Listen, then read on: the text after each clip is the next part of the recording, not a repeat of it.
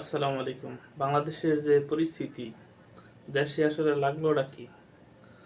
গতকালকে আনসাররা যেটা করলো, এখন আবার শুরু করতেছে গ্রাম্য পুলিশরা। এগুলো ভালো না ভাই, এগুলো ভালো না। দেশের মানুষের শান্তিতে থাকতে দেন, আপনারা নিজেরাও শান্তিতে থাকেন।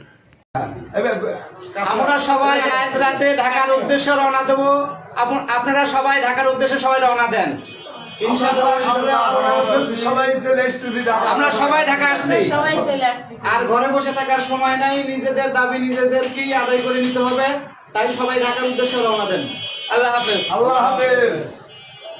গ্রাম্য পুলিশ ভাইদেরকে আমি বলবো, অতি উৎসাহিত হওয়া ভালো না। অতি উৎসাহিত হয়েন না, ধৈর্য ধরেন, দেশটাকে সুন্দর করে গুছানোর সুযোগ দিন। আগামীকাল যে দেখেন গ্রাম্য পুলিশের